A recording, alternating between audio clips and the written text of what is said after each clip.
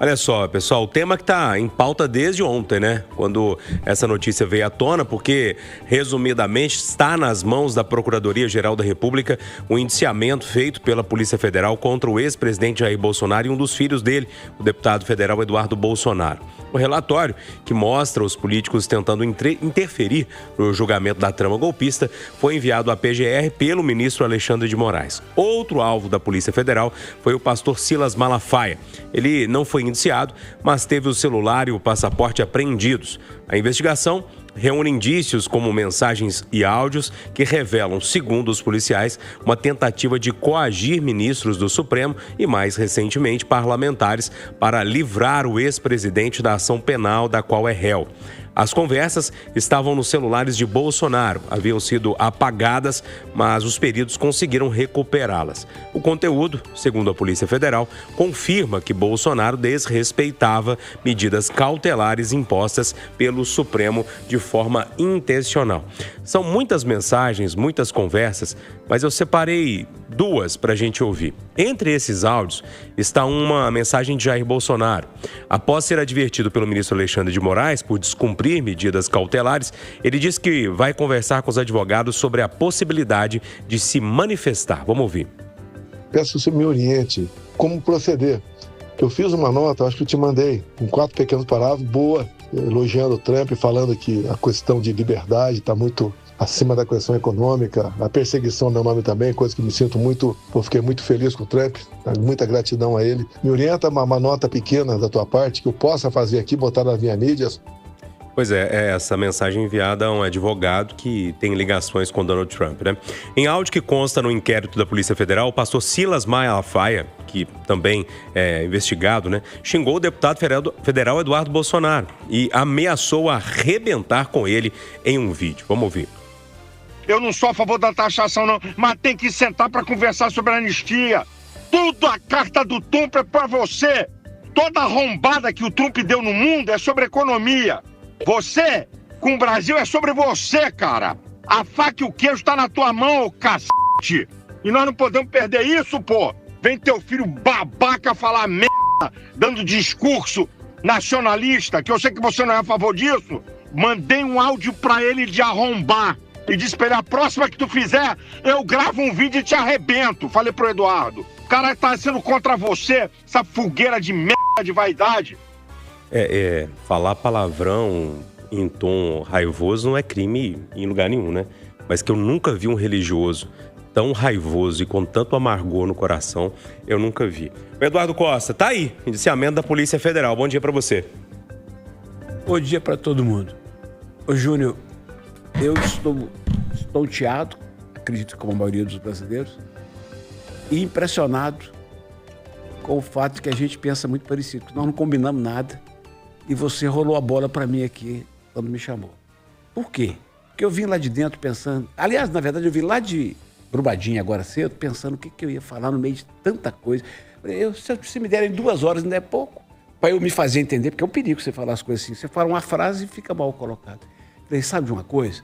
Quando eu vi a relação de quem ia participar aqui hoje, eu falei, bom, esse assunto de ontem para cá tem 2 aspectos, sobretudo, político e jurídico.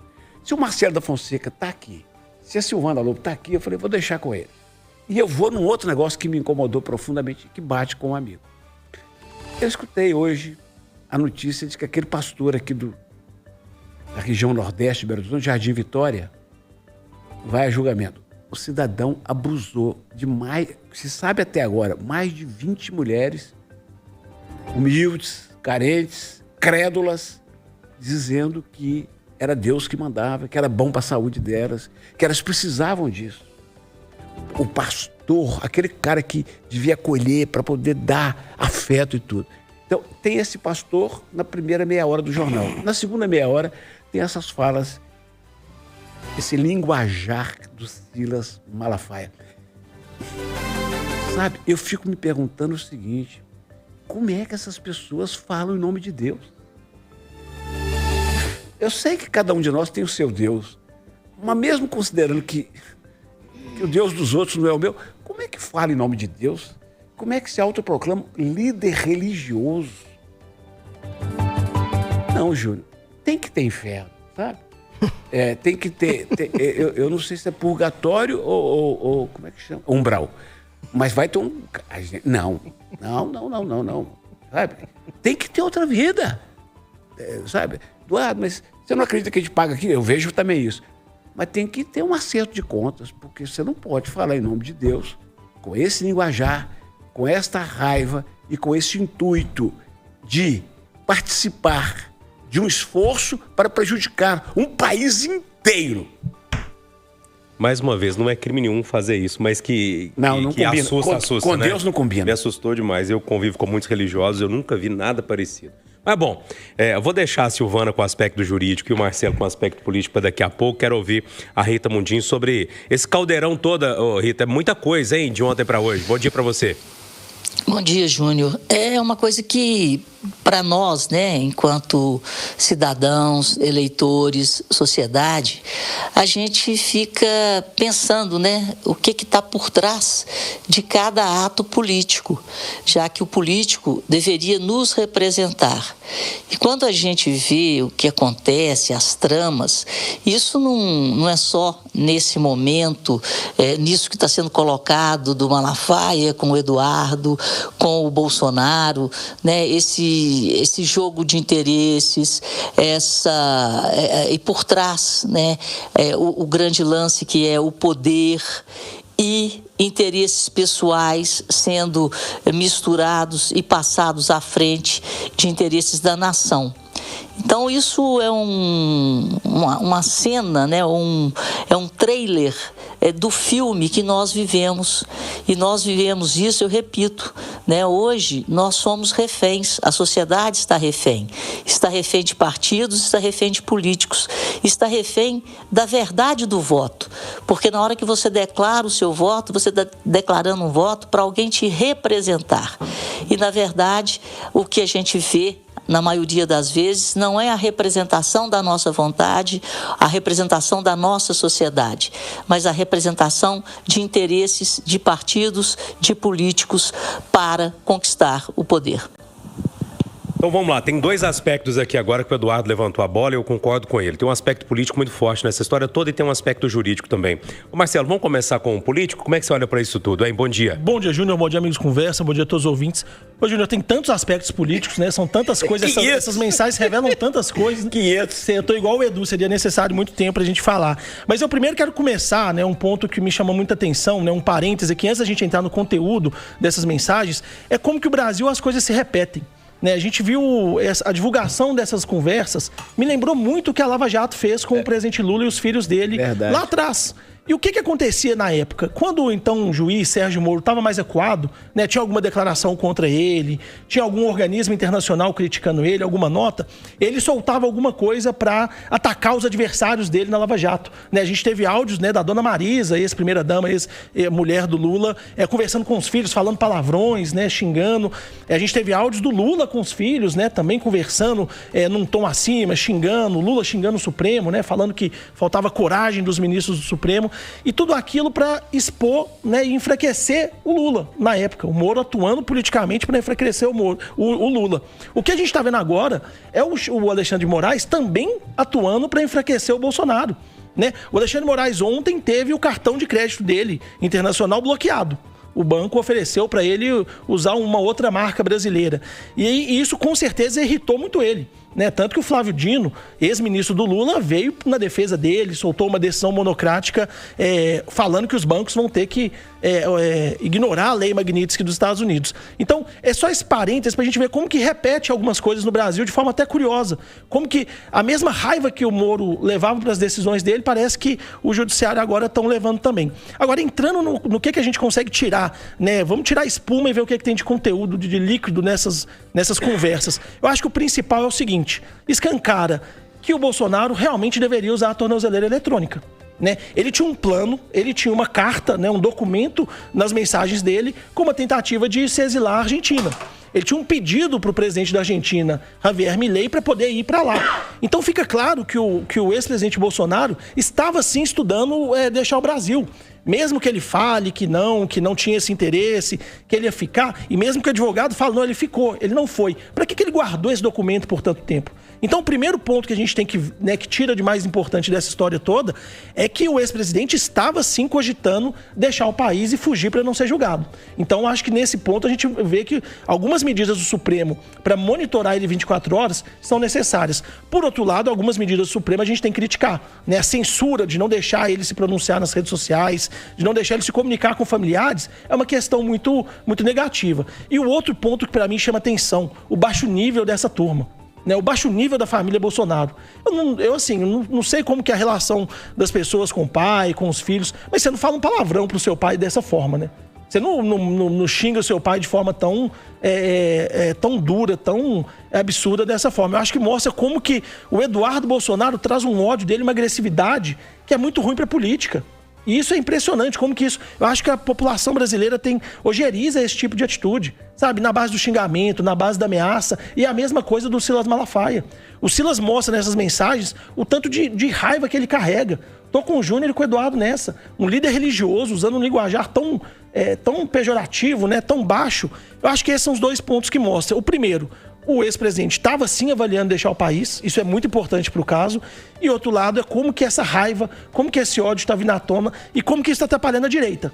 Tem os governadores tentando construir uma alternativa ao governo Lula, essa turma tem que largar logo o bolsonarismo, porque esse caminho aí a população não aguenta mais não. Ô Silvana, no aspecto jurídico, o Marcelo falou ali do STF, e eu entendo muito pouco dos trâmites jurídicos, essa confusão que é a sua área, que para vocês é muito organizada, mas a cabeça do leigo não funciona muito bem. Bom, não sei se dá para culpar o Alexandre de Moraes nessa história, porque, tô falando especificamente nesse movimento de ontem, porque o que ele fez foi protocolar, não chega o indiciamento da Polícia Federal e ele manda para a PGR, ou eu tô enganado? Bom dia para você. Bom dia, Júnior, bom dia aos amigos da bancada, bom dia a todos que nos ouvem.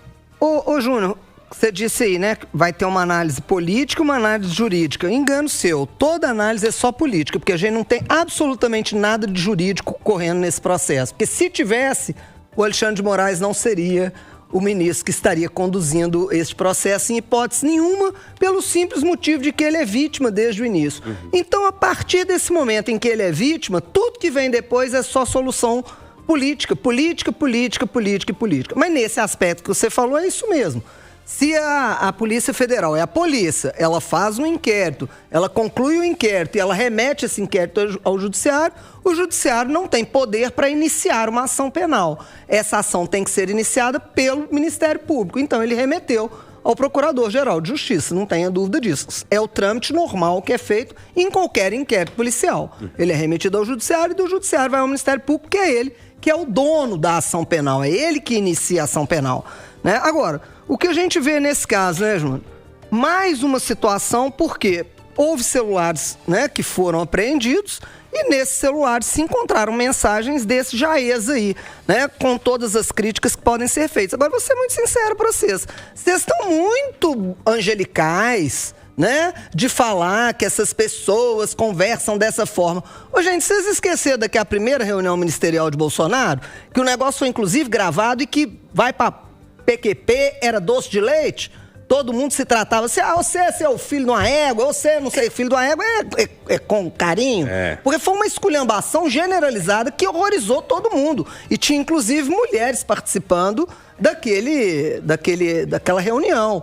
Então, se para gravar para a turma, palavrão era doce de leite, na conversa pessoal entre eles, eu não tinha dúvida de que isso era realizado, né? E como vocês mesmos disseram, gente, a conversa do pai, do filho, aí é problema deles pra lá, porque numa família dessa em que todo mundo é artista, né? O 01 é artista, o 02, todo mundo tá envolvido na política, eu nem sei ali se eles se lembram que são pais e filhos, eu acho que todo mundo ali, eles estão em outra vibe, certo? A vibe é outra. Mas o absurdo que a gente vê aí, ó, é coisas que foram faladas.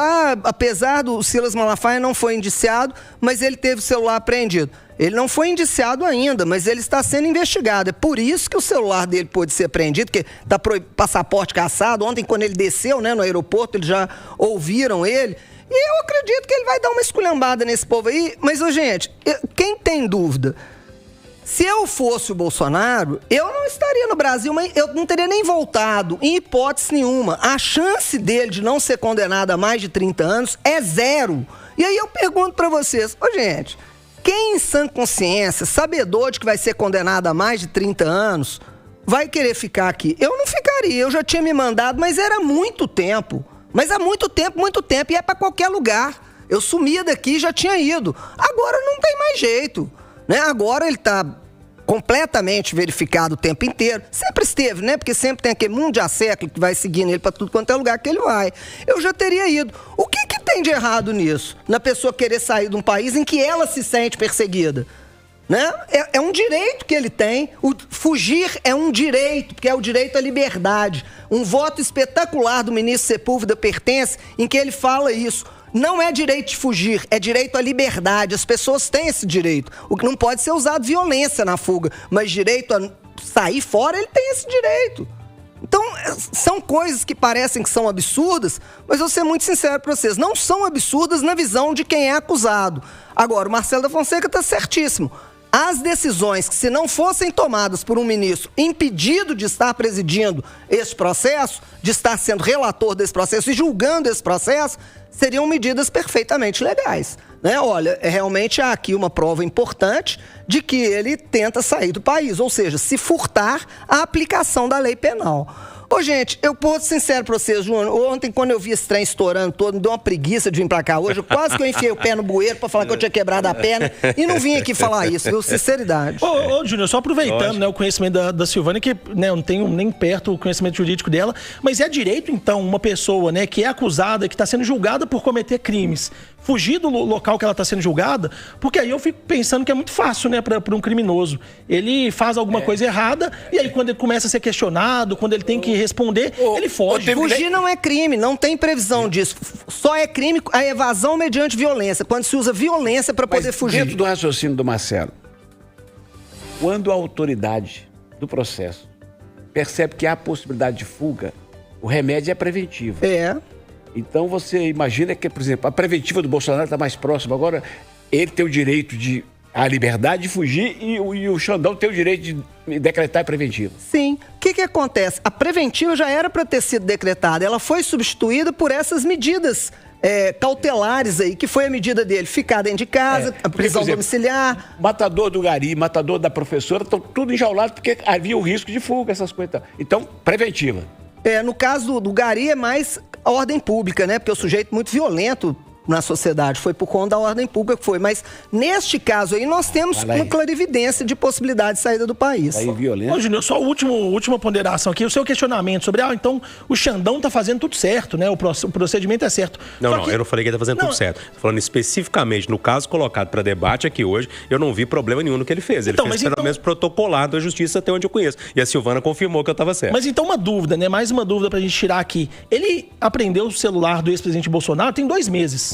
Será que é muita coincidência exatamente na semana que ele tá, né, sendo atacado, tá sendo alvo de uma sanção internacional? Ele divulga esses áudios? Não fica parecendo tudo muito combinado, não? Quer dizer, existe alguma coincidência na vida? Né? Tem 2 meses que o Xandão tem essas mensagens do Bolsonaro, né? Dessa conversa com o Eduardo, desse áudio do Silas Malafaia. Ontem à noite ele resolveu julgar, no dia que ele tem o cartão bloqueado. Eu acho que assim, eu não consigo entender esse processo tão normal, sabe, nesse caso. Elementar, meu caro Watson Marcelo, você já disse no início, politicamente é importante. Agora, para abafar que não temos mais cartão de crédito, agora, comprar na Shopee não pode mais. A tragédia brasileira, né, na minha profissão, querendo ou não, eu acompanhei. E acompanhei com gosto a instalação da Assembleia Nacional Constituinte. Estava lá. Na promulgação, 2 anos depois, estava lá. A nossa democracia é muito jovem para você ter tanto presidente da República já preso, né? Já prenderam o Collor, já prenderam o Temer, já prenderam o Lula e podem prender o Bolsonaro. Quer dizer... Ele está preso, né? Exatamente. Então, Júnior, é que dá uma... se a gente não se cuidar, não cuidar da saúde mental, não dá depressão de pensar o seguinte... esqueçamos partidos e pessoas, pensemos no humano. Acho que aquela frase, eu tenho medo daquela frase, Silvana. O ser humano é um projeto de Deus que deu errado, mas eu fico lembrando dela o tempo todo. A polícia no Brasil é feita com muito ódio, né, Edu? Muito ódio. Quem é derrotado é visto como adversário, inimigo, e aí você não tem só que ganhar na urna, você tem que prender. Muito ódio. Agora, a reforma lá da eleitoral, Júnior, disse que vão imprimir o voto. Sabe, eu acho desnecessário, mas acho que é até legal, concordo, para pôr fim nessa política, pra evitar. ninguém aguenta mais. Evitar o bate-boca. Esse tema, inclusive, estava aqui na nossa pauta, infelizmente não vai dar tempo, essa questão do ônibus à noite aqui em Belo Horizonte, também uma pesquisa da Quest que foi divulgada agora cedo sobre a presidência da República, né? As eleições do ano que vem da presidência da República, mas infelizmente nosso tempo foi engolido aí por esse tema, que é o tema do dia, né? Que está repercutindo para todo lado. Bom, ponto final nosso Conversa de Redação, que teve Eduardo Costa, Marcelo da Fonseca, a economista Rita Mundim e a defensora pública Silvana Lobo.